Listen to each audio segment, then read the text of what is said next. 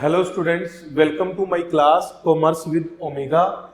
जैसा कि हमने कल के लेक्चर में पढ़ा था expenses on purchase and sales of goods तो एंड एसेट्स, ठीक है ना। अगर गुड्स और एसेट को खरीदने पे या बेचने पे कोई खर्चा हो रहा है तो हमने उसको कैसे लिखना है अपनी बुक्स में।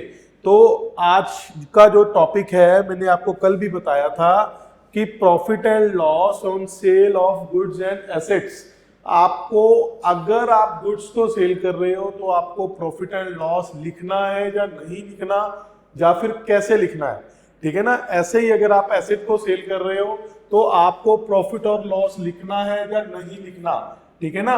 तो आज के लेक्चर में हमने ये पढ़ना है। तो अगर मैं बात करूं profit and loss on sale of goods and asset की, तो नॉर्मली हमने समझना क्या है इसमें।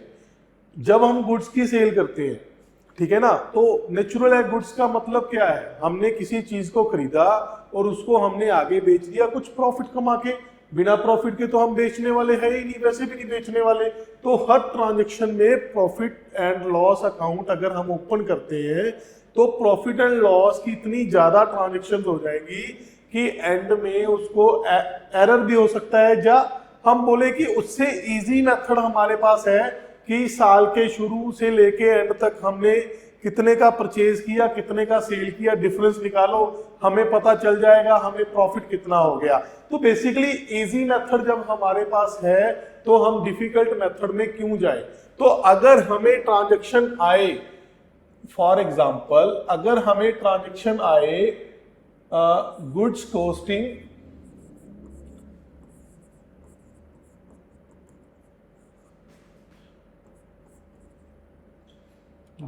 Goods costing ₹10,000। बेटा सबसे पहले तो ये समझो, कॉस्टिंग का मतलब हमने पहले कॉस्ट कंसेप्ट में भी पढ़ा था कि हमने इस गुड्स को एक्वायर करने के लिए, खरीदने के लिए कितना पैसा खर्च किया, उसको हम कॉस्ट बोलते हैं।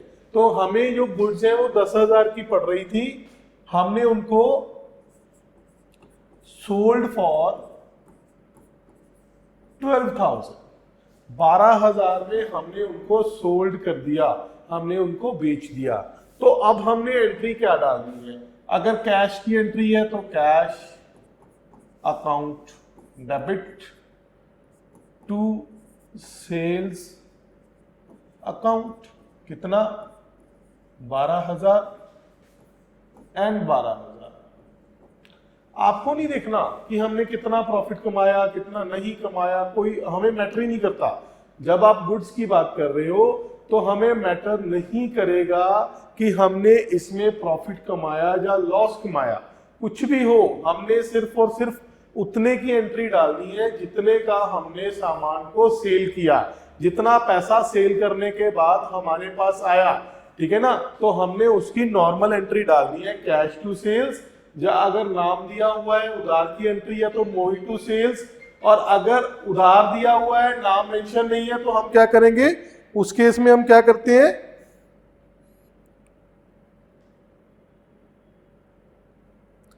तो उस केस में हम क्या करते हैं, तो हम debtors account debit to sales account करते हैं। इसके बाद अगर हम बात करें, मान लो गुड्स कॉस्टिंग ₹10,000 सोल्ड फॉर 12,000 और हमें आ जाए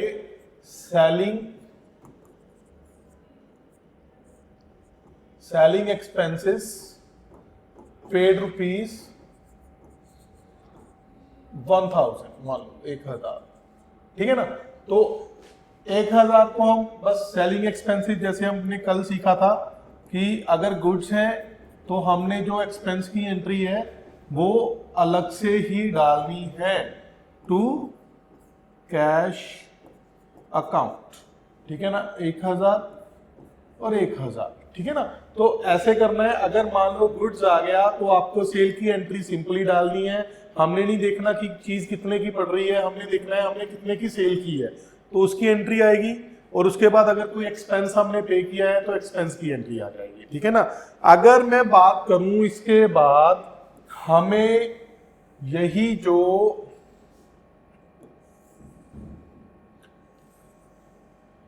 यहां पर गुड्स दे रखा है, तो गुड्स की जगह कोई मशीनरी, फर्नीचर, ऑफिस इक्विपमेंट, अलमीरा, कुछ भी आ गया, मान लो ना मैं यहाँ पे फर्नीचर लिख लेता हूँ, और फिलहाल के लिए मैं इस चीज को भी इग्नोर कर देता हूँ, इसके बारे में भी बात करेंगे।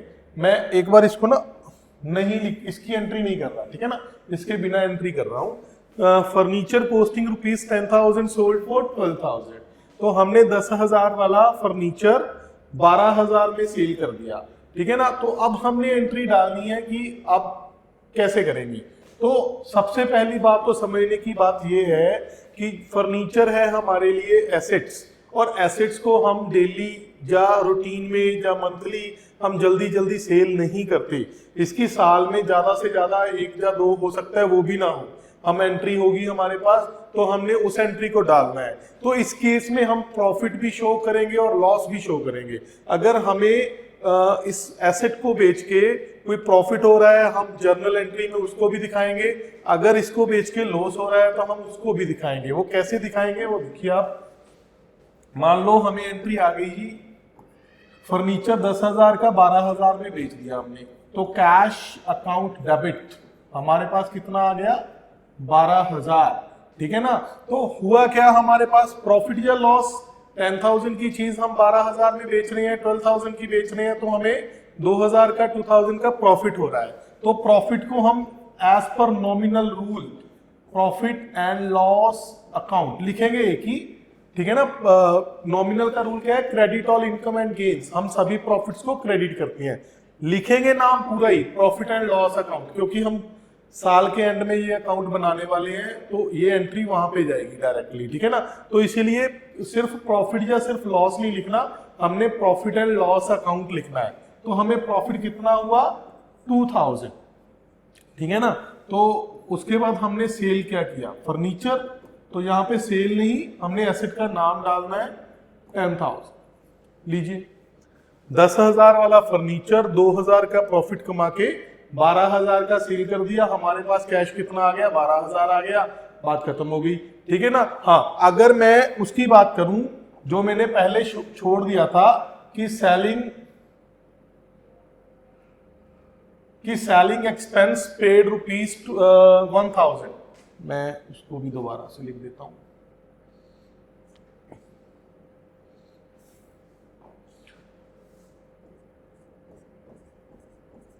ठीक है ना, सेलिंग एक्सपेंस पेड रुपीज 1,000, 1,000 रुपए हम सेलिंग एक्सपेंस पे कर रहे हैं।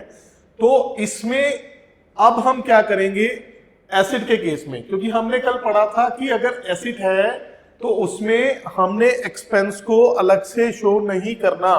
देखिए मैंने इसमें से माइनस करके डाला था कल भी, 80,000 का मैंने फर्नीचर सेल किया, 1,000 का खर्चा पे किया, तो मैंने 79,000 दिखाया था कि मुझे रिसीव हुआ।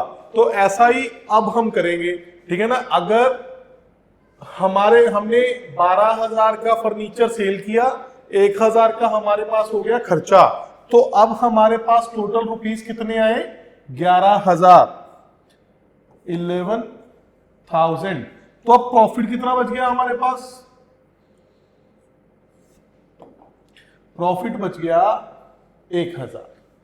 क्लियर हुआ। देखो ध्यान से समझने वाली बात है, मैंने कोई 10,000 की चीज 12,000 में सेल की, मुझे 1,000 उसको सेल करने पे खर्चा करना पड़ गया।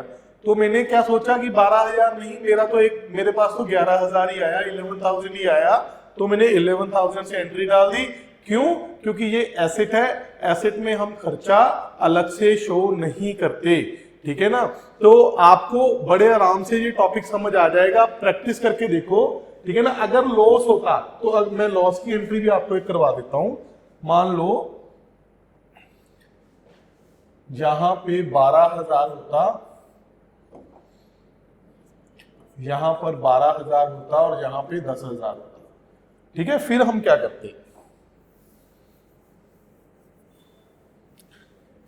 करते, हमारा 12,000 वाला फर्नीचर हमने 10,000 का सेल किया और ऊपर से 1,000 का हमें खर्चा भी करना पड़ गया, तो हमारे पास टोटल रुपीस कितने आए, 9,000। टोटल कितने रुपए आए हमारे पास, 9,000। तो अब हम मानेंगे 12,000 वाली चीज हमने कितने की सेल की, 9,000 की सेल की। तो हमें हो गया लॉस। लॉस कितना होगा 3000। तो profit and loss account debit 3000 to furniture. तो फर्नीचर की तो जितनी कीमत है हम उतने से ही क्रेडिट करेंगे। कितनी की कीमत है 12000 की, ठीक है ना। 9 और 3 12, मतलब कैश आया 9000, 3000 का लॉस हो गया, 12000 का फर्नीचर था जो हमने सेल कर दिया। क्लियर। तो आप इसकी अच्छे से प्रैक्टिस करो, इंपॉर्टेंट टॉपिक है, आपको समझ आना जरूरी है। फिर भी अगर आपको कोई डाउट आता है, कुछ भी आता है, तो आप कमेंट सेक्शन में पूछ सकते हो। अगर आपको टॉपिक क्लियर हो गया तो वीडियो को लाइक एंड शेयर जरूर कर दें। Thank you very much.